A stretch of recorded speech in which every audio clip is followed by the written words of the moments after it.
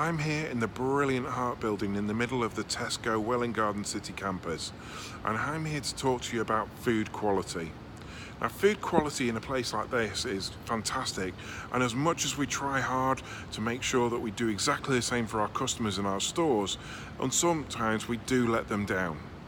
Now, when that happens, we'll get those complaints that we know through the customer service desk, those RP125 complaints, or product quality. And more recently, we've been sending you that information along with the customer contact details through the customer viewpoint site on the Resolve page. Why are we doing this, and what do we want you to do with them? That's the purpose of this video. So the reason we're doing this is, quite obviously, we'd rather that didn't happen in the first place. So what we've done is we've tried to look at the cases that we send you and make sure that these are likely to be ones that are within your control. These are cases where they're only food related, they've not had caused illness or injury, or they haven't got a foreign body within them, and the customer has specifically said they want a follow-up from either head office or a supplier. For any of those three criteria, if it fails that, we won't send it to you, and that's why you will have seen a reduction in these cases coming to you. That doesn't mean to say we won't share them through the comments page, but we won't generate a case. So that's what we're sending you. We're sending these product quality complaints, whether it's received at the customer service desk or it's received in the call center directly. RP125 is when it's at the desk, product quality is when they call the call center directly. So what do we want you to do with them? Well, first of all, we'd rather these didn't happen, so if there's any way we can learn from this and maybe retrain or recoach our colleagues into doing an improved job of handling, storage, rotation, merchandising, and those kind of things, then that would only be a good thing. So I'll take the example, of some bruised bananas and some squashed tomatoes. Those are handling and merchandising issues, and those are the sort of things that we can improve on by looking at how do we train our colleagues. If we see stuff that's been returned because it's out of code, clearly we can do more rotation checks.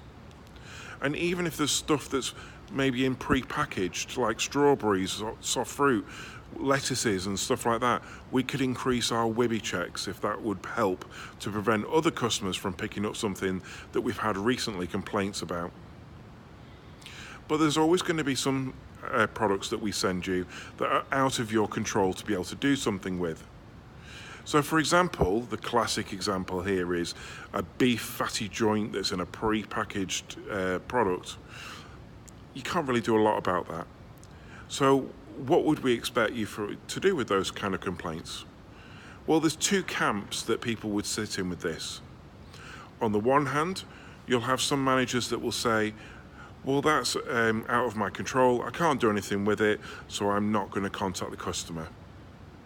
And then the other camp would say, okay, I'm still going to call the customer because I want to let them know that I'm aware of it.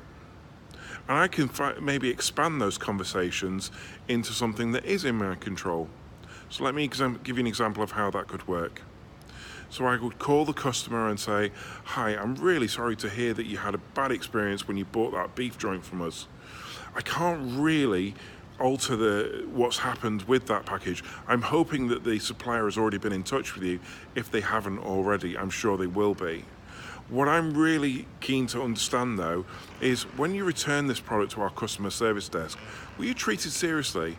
Did you feel like you were actually being treated like this wasn't a genuine inconvenience for you? Because I'm sure it was. And I'm really also keen to understand, is there anything else that we could have done on that shopping trip or other ones that is in our control? I really want to learn more about how we can improve for you. My name's Dan, and the next time you're in the store, it'd be great to meet you. Same type of complaint and two different ways of handling it. We can say, it's out of our control, they've had a gesture of goodwill, what more do they want? Or we can open up those conversations, start making connections with customers, getting closer to our customers, and use these opportunities to talk more generally about the things that are in our control. Now, of course, what we don't want to do is hassle every customer. So our guidance has always been, if you've tried to contact the customer 2-3 times, then that's enough. They're really busy, and just like we are, and they're not expecting these calls. So close the case without contacting the customer if that's what you've tried. But please, please, do make every effort to try and reduce these complaints in the first place, because the more we do that for, the less likely it is that they're going to decide to move and go left to Aldi or Lidl, because the quality of the product they bought last time was not at the standard that they want to.